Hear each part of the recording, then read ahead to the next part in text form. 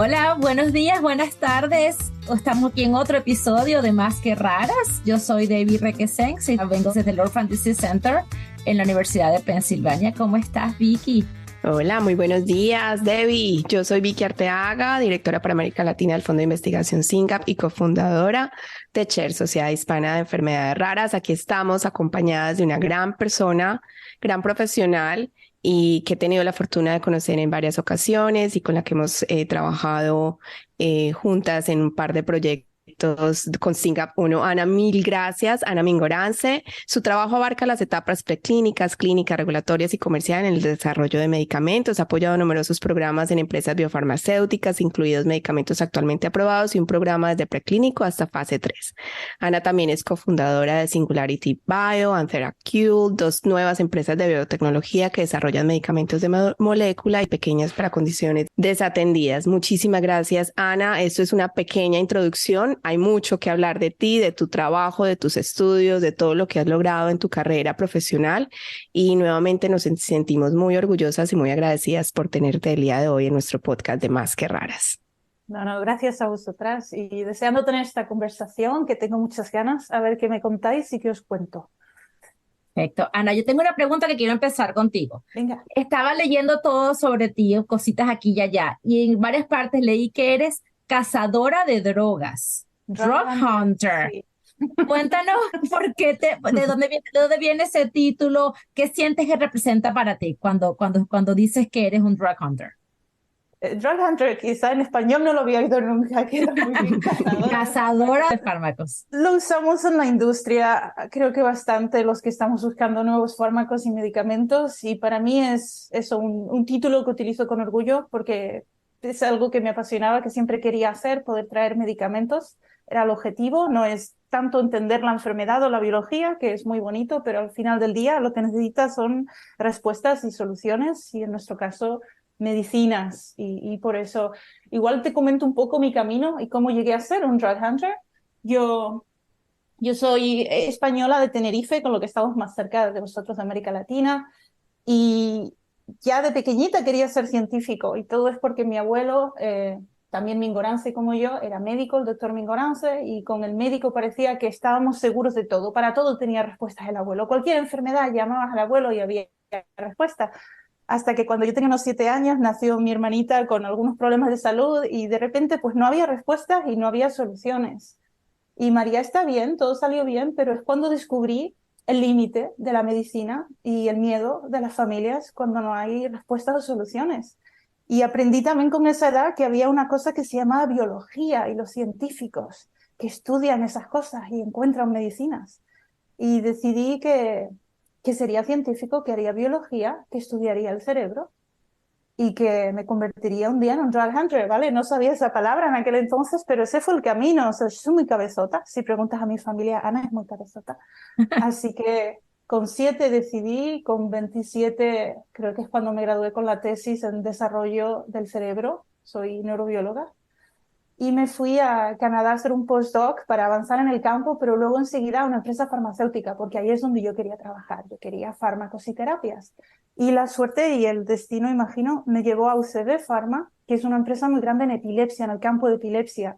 Y ahí es donde se juntan un poco mis dos amores, el neurodesarrollo y la epilepsia, y cómo llegué a este mundo donde he conocido a Vicky y donde empecé a interesarme por todas estas enfermedades de neurodesarrollo con epilepsia, pero sobre todo muy centrada en eso, en desarrollo de tratamientos de fármacos.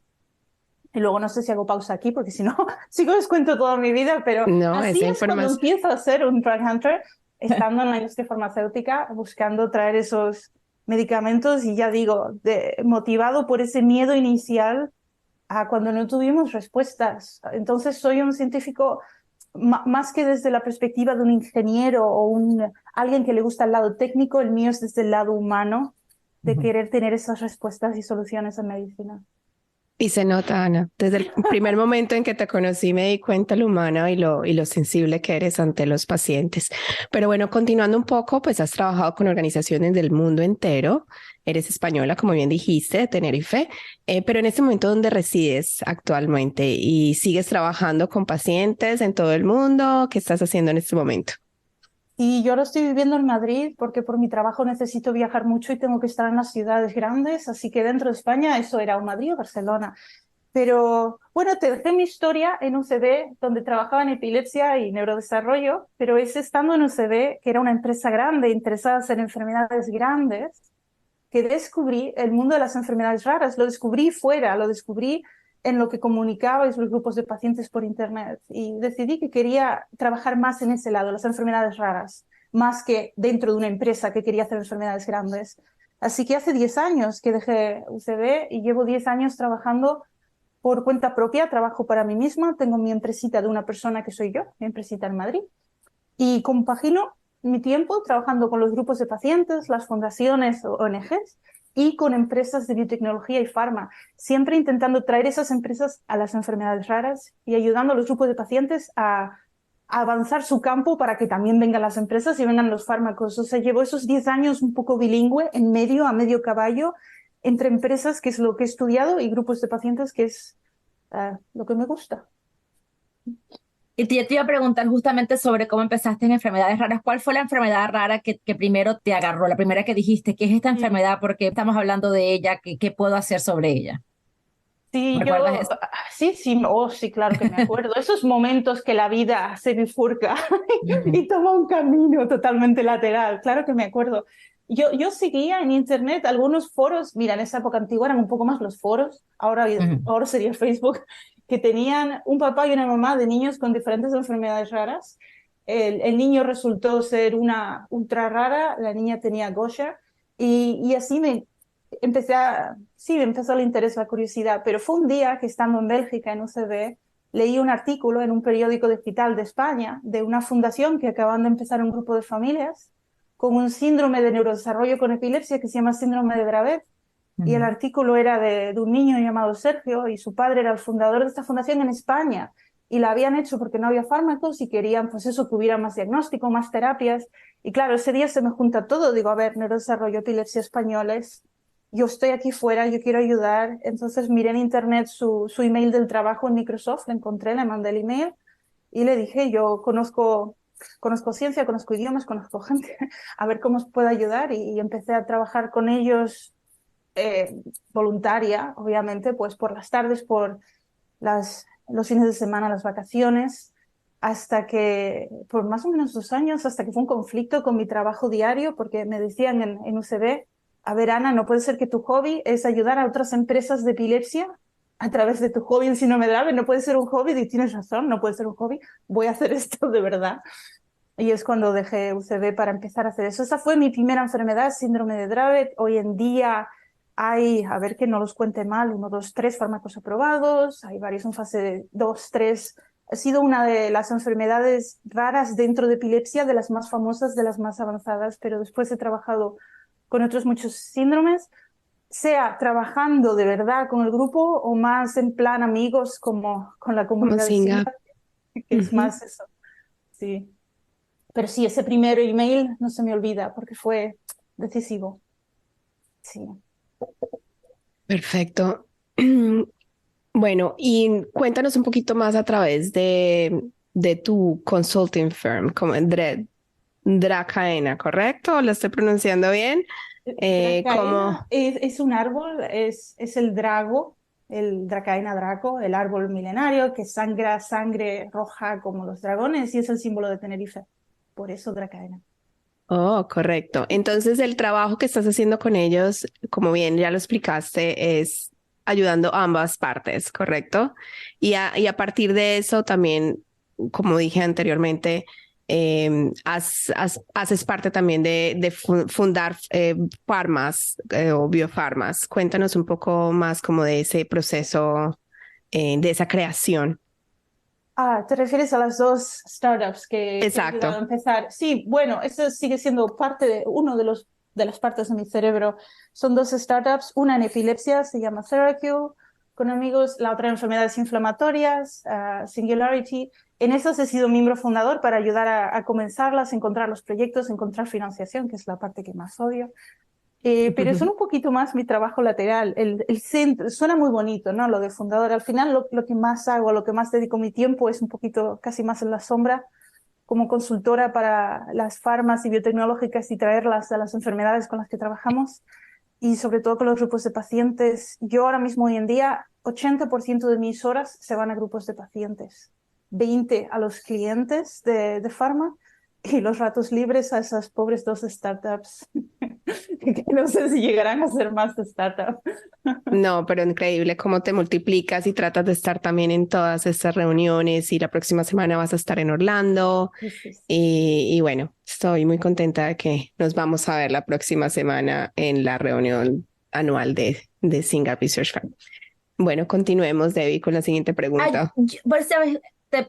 Me interesa mucho que tengas esos dos lados, ¿no? Aunque hablas de 80-20 y el resto, no sé, no sabía que tenías más de 100% de tu tiempo, pero ¿cuál es cuál es la diferencia más que tú crees que sea más visible, más importante entre trabajar en la parte de consultoría y el trabajar en la empresa de biofarma o farmacéuticas?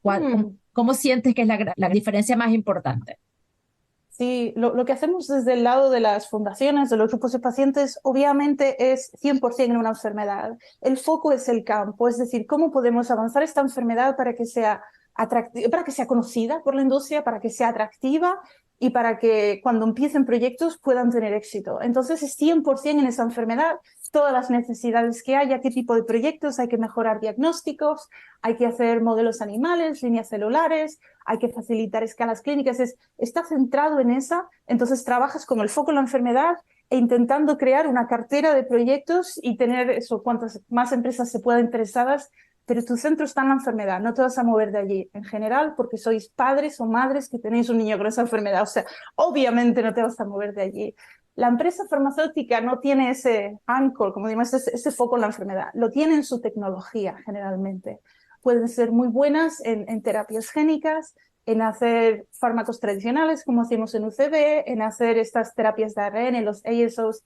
Ellos tienen como una solución y lo que van buscando es qué mejor problema se aplica para esa solución. Entonces, en aquel lado el compromiso está con la tecnología, no con la enfermedad, y la forma en que miran a las enfermedades raras es como complementaria a lo que se decía antes. Miran a ver cuál está lista, cuál es más visible, más atractiva, en cuál creemos que si empezamos un proyecto vamos a tener éxito.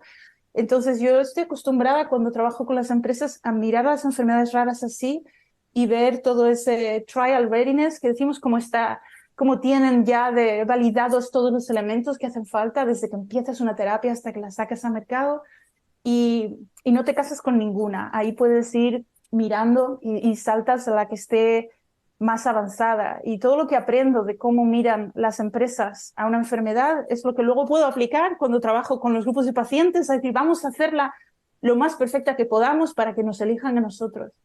Que por cierto, a nivel un poco moral molesta porque se merece tanto una enfermedad como otra y hay 7.000 y las hay más conocidas, las hay menos y si tienes una con miles de pacientes tienes más opciones, pero hay veces que son ultra raras y que a lo mejor solo se conocen. Trabajo en una que no hay sino 7 pacientes en el mundo y ni siquiera puedes hacer eso. Allí tienes que intentar financiar tú los tratamientos. Pero vamos, que hay un poco una cuestión moral, pero al final una empresa es una empresa, no puede salvar a las 7.000 o ahora decimos 10.000, ¿no? Enfermedades raras. 10.000 decimos ahora, sí. Tienes que elegir unas pocas, a lo mejor 2, 3, 4. La primera siempre es la más importante porque tu empresa sobrevive o muere en base a ese primer ensayo clínico. Se la juegan mucho y por eso tienen que ir a las que estén ya más trabajadas, que haya más en ese campo. Y por desgracia cae ese peso al final en las organizaciones de pacientes porque sí, si son 10.000 y las empresas solo pueden hacer unas pocas, si no te mueves, si no intentas conseguir que la tuya sea la más visible, la más accesible, la más fácil, igual esperas 500 años a que una empresa se interese y no, obviamente no tenemos ese tiempo. Por eso me gusta hablar de pacientes impacientes, porque no hay nada de paciente en el mundo de las enfermedades raras, es al revés, es impaciente, es decir, no podemos esperar, esto lo tenemos que arreglar nosotros desde el lado, esto no me saldría en español, es más social entrepreneurship, casi que otro tipo de science entrepreneurship. Sí, hay mucho del lado social. Me encanta la idea de que la diferencia entre una organización de pacientes y la empresa farmacéutica ve el problema de dos lados diferentes. Qué bueno que hay gente como tú que pueda unir esos dos mundos. Me imagino que habrá una gran necesidad realmente de que esos dos mundos se unan. ¿Cuál es, en tu opinión, qué está haciendo la empresa farmacéutica para entender mejor a la comunidad de pacientes? ¿Están haciendo algo? ¿Se hace algo? ¿O o qué deberíamos hacer mejor al nivel de la empresa farmacéutica para integrar a los pacientes? Sí, yo creo que el mundo de las enfermedades raras ha sido muy pionero en esto. Incluso lo vemos menos en las enfermedades mayoritarias, pero en el de las raras, desde el lado de empresas tenemos muy claro que hay tantas que el verdadero experto es el paciente o los cuidadores, los padres de los pacientes, que son los que conocen todo. Entonces tendemos a confiar más en ir a la fundación y preguntarles qué se sabe, cuáles son los ratones que funcionan, las escalas que funcionan, dónde encuentro los médicos preparados, dónde se diagnostica, cuál es el patient journey. Esto se sabe mucho más porque no es como Parkinson, que te puedes comprar mañana un libro y entenderlo todo. No hay ni siquiera libros en las enfermedades raras. Entonces ya esa simetría de conocimiento que hace que los pacientes y por tanto los grupos de pacientes sean los expertos ya hace que las empresas necesiten ir a hablar con ellos para entender y que sean más compañeros de camino. Cuesta un poco a nivel cultural. Yo creo que las empresas que empezaron en enfermedades raras lo hacen mejor. Las farmas grandes que empezaron en otras enfermedades aún ven el paciente más como ese tick, esa casilla que necesitan haber consultado, pero no hablan tanto, no los consultan tanto, tienen miedos a cosas legales. Hoy los pacientes no van a guardar la confidencialidad, se van a pensar que estamos comprometidos y luego si el proyecto no avanza, pues los vamos a decepcionar, pobrecitos. Hay como unos miedos y actitudes un poco paternalistas que vienen más de las empresas grandes, las farmas tradicionales que estaban más aisladas, separadas. El paciente lo ven al final. Las pequeñas y las que empezaron desde cero en enfermedades raras hacen muchísimo más trabajo colaborativo con los grupos de pacientes porque es la única forma en las raras. Así que esa cultura es un poco distinto dependiendo del tipo de empresa. Ana, y hablando un Sí. poquito aparte de la cultura, porque igual hablábamos anteriormente de esa cultura entre las diferencias entre la isla y España. Y bueno, quiero que hablemos un poco desde tu perspectiva y lo que has trabajado mucho o poco con respecto a Latinoamérica y los hispanos en Latinoamérica, en Estados Unidos, en esta simetría, en relaciones que hay, pacientes y también organizaciones, además, farma. No sé tú qué piensas al respecto, cómo lo ves, buscar pacientes, encontrar pacientes, incrementar el diagnóstico en las regiones, etcétera, etcétera. ¿Cuál es tu perspectiva al respecto? Uy, sí, ahí sí que tenemos un gran problema en muchos de los países de América Latina y en España lo vemos hasta por regiones en cuanto a diagnóstico. Por ejemplo, en enfermedades raras, si no está extendido el uso de test genético, yo creo que un 70% de las raras son genéticas, pues no las ves, no las encuentras, con lo que primero tenemos eso, la falta de diagnóstico, que conocemos muy poquitos. Y segundo, a veces en esas regiones que la medicina no está tan al día, hoy tendríamos que hacer un test genético a todo el mundo, pues la medicina no está tan al día y a veces la cultura médica no está tan al día. Los médicos no están tan informados de todas estas terapias nuevas, por tanto no están bien conectados, no traen ensayos clínicos, entonces esos pacientes pues tienen menos acceso a los últimos avances y a veces comentamos también antes, según qué zonas, la cultura a veces es de ver al médico, mira, como veía yo a mi abuelo cuando era niña, como ese es mi Dios que te puede solucionar todo y al que tampoco te atreves a desafiar. Y va un poco en contra del movimiento asociativo, que es un poco desafiar y decir, pues vamos nosotros a hacer medicina, porque la medicina no está avanzando tan rápido como debería. Así que hay varias barreras en ese sentido en cuanto a medicina, que nos quedamos atrás en algunas zonas. Y ya te digo, hasta en España, que bueno, estamos en Europa, pero aún así sigue habiendo zonas donde no encontramos algunas de estas enfermedades raras y dices, bueno, pero si es mutación espontánea, tienen que nacer en Galicia, en Canarias, tienen que nacer. ¿Dónde están? Y esto seguro que os pasa mucho en América Latina. Sí. Así es. Y también hay grandes diferencias entre Estados Unidos y Europa, ¿no? A nivel regulatorio y también traer todo este tema de investigación y todo. ¿Tú qué puedes como hablar un poco de eso?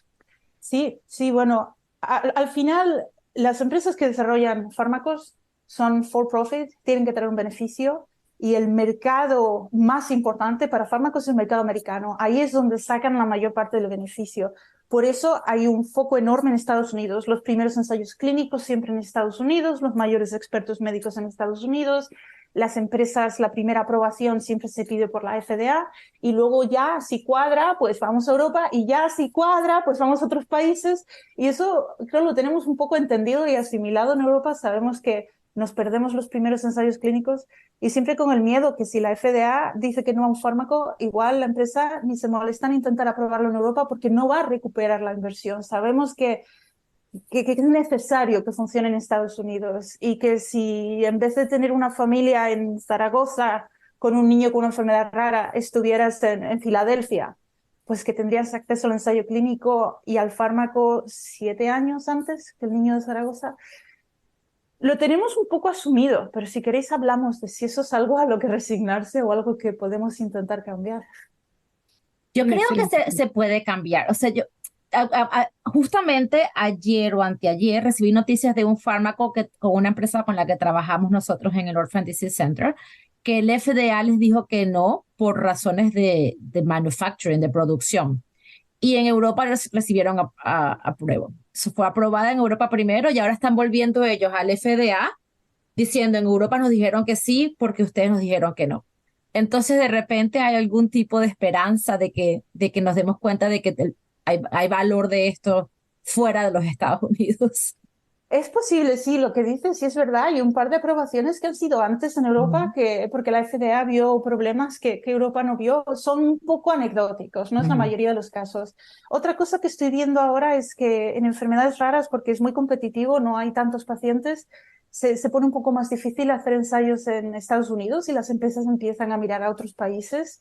Y hay incluso en terapias avanzadas como terapias génicas. He oído que Brasil es un país que funciona muy bien en cuanto a agencia regulatoria y es tan grande que sí que encuentran suficientes familias para ensayos. Así que es posible que vayamos viendo un poco más esas ventajas que algunos países ofrezcan y que Estados Unidos no puede por sí solo soportar todos los ensayos en una enfermedad rara.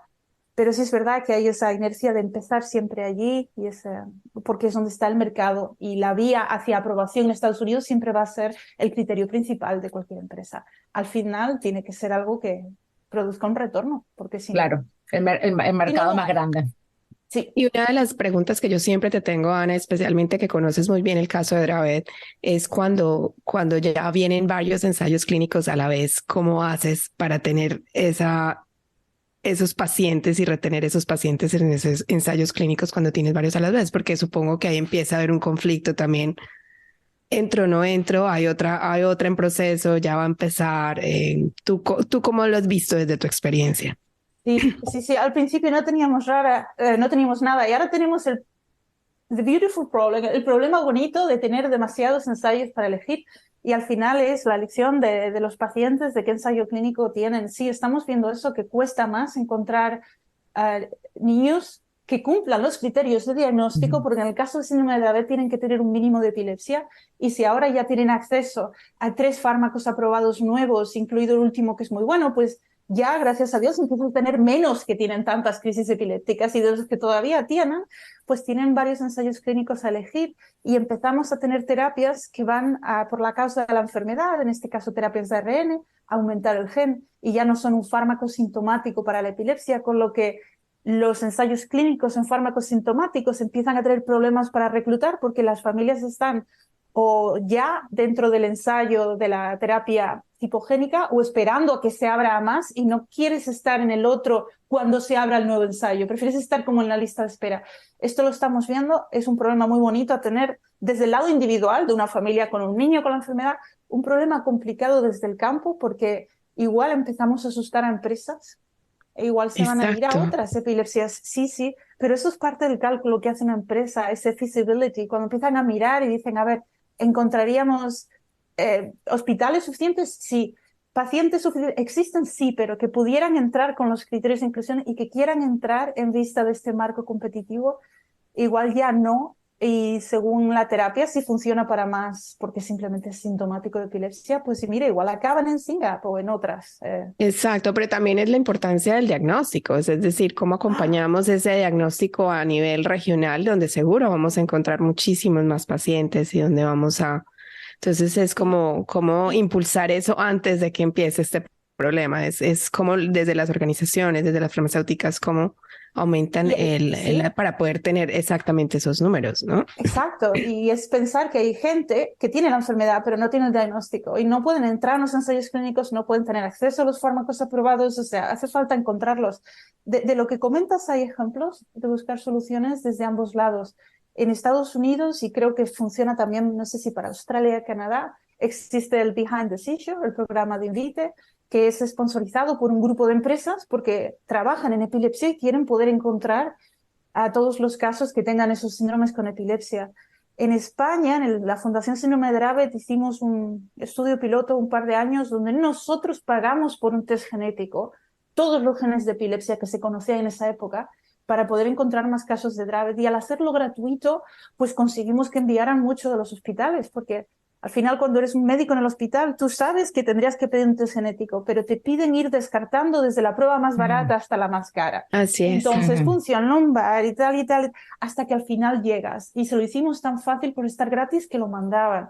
Y lo que no conseguimos nunca fue pasarle esa responsabilidad a las empresas y decir, bueno, lo hemos piloteado nosotros, ya sabemos cuántos casos dan positivo a las enfermedades genéticas, de cada 10, 4 encontramos, pues está muy bien, pero nunca conseguimos, y se quedó todavía la responsabilidad, eso, en el lado Es de muy los pacientes, complicado, sí, que muy tienes complicado. que conseguir fondos a través de maratones y carreras, que es que no puede ser así, eso no puede No. funcionar así, Y pero es absolutamente agotador desde el punto de vista de organizaciones, el fundraising, y podrá funcionar para ciertos países que está la cultura del fundraising, ¿no? Estados Unidos, UK quizás, pero Europa también es exacto, difícil, Latinoamérica es difícil. Entonces, exacto. esa no es para mí no es la única solución definitivamente, y una de las grandes diferencias entre las regiones de Estados Unidos y Latinoamérica especialmente.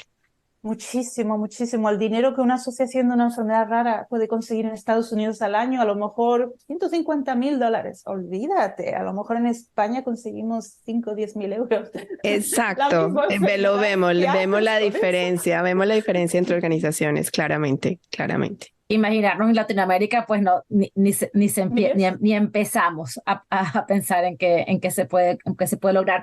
Aunque hemos estado hablando con un par de organizaciones, algo similar lo Invite, lo hace Illumina ahora también con el iHope, y están intentando también pagar por los generic test genéticos, y también está haciéndolo Broad Institute, ¿verdad? Y que estábamos hablando con el Rare Genomes Project. Entonces, quizás habrá un par de proyectos que hay en Estados Unidos, Pero pero todo eso igual, es de Estados Unidos, ¿no? Eso iba a decir Claro, yo, exacto, pero ese es el no para problema. afuera. sí, no va Fuera para afuera. tenemos... No es va un para problema. afuera. Para Guatemala me cotizaron hace poco $3,000. O sea, eso es impagable para una Para familia, un test Claro, genético, para pues un eso, test claro, genético. un imagínate. Total. exoma. Entonces, bueno, de todas maneras, pues hay mucho por trabajar con las empresas también.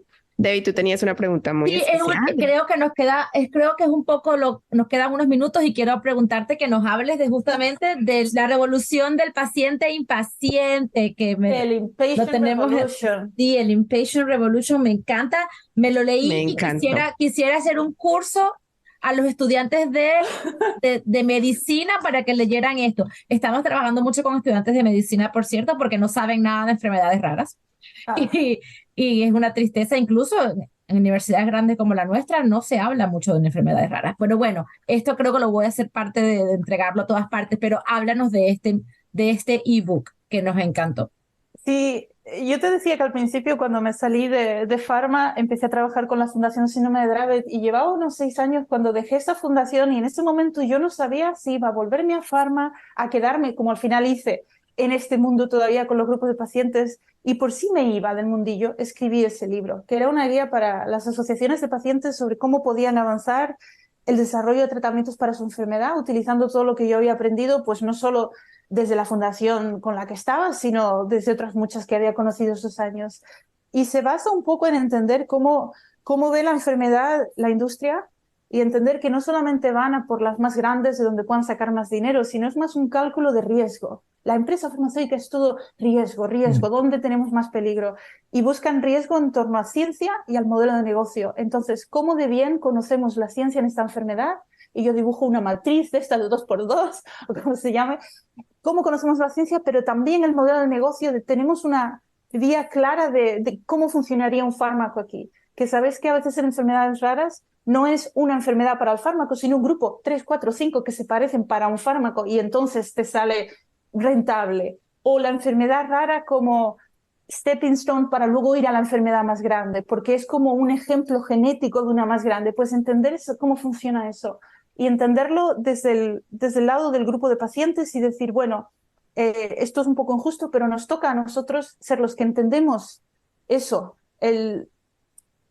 las fuerzas, se me va el inglés y el español. Mira, eso es otro problema que tenemos. Viste, es que tenemos Sí, todos. No eres la única. El strength, weakness de nuestra enfermedad, cómo compara con las otras, cómo la ve la industria, cuál es esa parte que las hace más fácil. Vamos a entender, a tener esa estrategia, porque no la va a tener ninguna empresa, porque ellos pueden ir a otra enfermedad, ni ningún científico, porque pueden ir a otra enfermedad, y el médico igual. Sois vosotros, el grupo de pacientes, el que conoce ese campo, el que va a sacar la estrategia, intentar sacar iniciativas para avanzar tanto la parte científica, que suele ser actividades de acceso abierto, de que todo lo que se necesita exista y que exista acceso abierto, porque si lo genera una universidad, a lo mejor no lo comparten. Pues asegurar de que todo lo que hace falta para ciencia esté y que esté de acceso abierto, y la parte de negocio es al entender cuál es el valor para la industria de vuestra enfermedad. A lo mejor es un ejemplo estupendo de eso, que está enlazado con Parkinson. Pues fantástica, esa es la vía, unir ahí. Y doy ejemplos de lo que ha funcionado o no ha funcionado para otros grupos de pacientes, pero el espíritu es ese, que esa dirección, ese mapa y esa estrategia, al final que cae, sí, corresponde a la comunidad de pacientes. Y cómo avanzar la ciencia y cómo avanzar el negocio, que suena feo el negocio, pero como decíamos antes, es inevitable en un producto que al final tiene que ser rentable. Viable, sí. Si no, no existirían. Sí, sí, yo tiendo a pensar, nadie le impide a los gobiernos desarrollar tratamientos. Al final no lo hacen porque no es rentable, lo hacen pues grupos privados. Entonces tiene que, sí. Bueno, pondremos, con tu permiso, pondremos un link al ebook en el episodio. Y tengo que actualizarlo porque hace 7 años o así, igual el mundo ha cambiado y tengo muchísimos más ejemplos de muchísimas cosas nuevas que están pasando y que serían más relevantes. No, y además pues invito a nuestros oyentes que sigan a Ana y lean todos sus blogs y todos sus comentarios después de cada evento al que participa, que es absolutamente fabuloso. Sus resúmenes para mí son imperdibles. Siempre los leo porque me encanta y sobre todo la forma en que lo explicas, ¿no? Es de una forma súper digerible para quienes no somos científicos y quienes somos pacientes impacientes, pero que queremos entender un poquito lo que está pasando en nuestros escenarios y arenas, y sobre todo en un momento financiero donde muchos de los estudios, de los clinical trials, pipelines se están cancelando, donde también estamos hablando de que hace poco alguien estuvo en una conferencia de una gran organización que tiene ya muchísimos estudios en proceso y que ya se siente un poquito más reservada, ¿no? El son este año. Entonces, pues realmente nos afecta a todos, ¿no? Pero igual seguimos siendo súper optimistas. Ana, ¿tú qué piensas ya para ir cerrando? Y por último, después de esa pregunta, seguimos, ¿cuál es tu hobby? Porque aparte de ser una increíble científica, increíble y maravillosa humana que apoya a todas partes y nos apoya a todas nuestras organizaciones, ¿qué haces tú en tus tiempos libres? Que creo que te quedas nada, si tiene más del 100% dedicado a esto. Sí, bueno, 100% porque está el 100% que facturo y el otro rato es el que dedico a las otras empresas y las otras cosas. De hobby, yo creo que al final todo se une. A mí me gusta contar cosas, contar historias. Soy o profesora en el alma o cuentacuentos. Entonces, si no es a través de escribir, como decías, pues es a través de fotografía o de pintura. Para mí son eso, las historias al final. Eso sería mi hobby, ese lado artístico, cuentacuentos. Y me preguntaba si se me ha olvidado ya tu primera pregunta. Nada, tus últimas palabras antes de irnos, porque creo que ya no te queremos molestar más y quitarte más tu tiempo. Unas últimas palabras. No, y es verdad, porque esto era a raíz de lo que hablamos, de escribir después de los congresos y explicar lo que está pasando. Y es que a mí lo que me gusta comunicar al mundo asociativo es darse el permiso a soñar con un futuro mejor, con las cosas que vienen. No porque yo intente ser aquí una bruja con la bola de cristal, sino porque veo lo que se está construyendo. Entonces lo que hago con los congresos es volver y contar y decir, mira, se está construyendo todo esto. Porque no hay más miedo que el de no saber si alguien está trabajando en la enfermedad o no, si algo está avanzando o no, cuando piensas que estás solo y no hay nada. Entonces solo el contar todo lo que se está construyendo da ese permiso a soñar y a decir, mira, vamos a estar mejor, no porque pueda adivinar el futuro, sino porque lo estamos construyendo. Ese es el mensaje. Gracias por esas palabras de esperanza. Mejor cierre imposible. Ana, muchísimas gracias por tu tiempo. Lo apreciamos cantidades. Muchísimas gracias.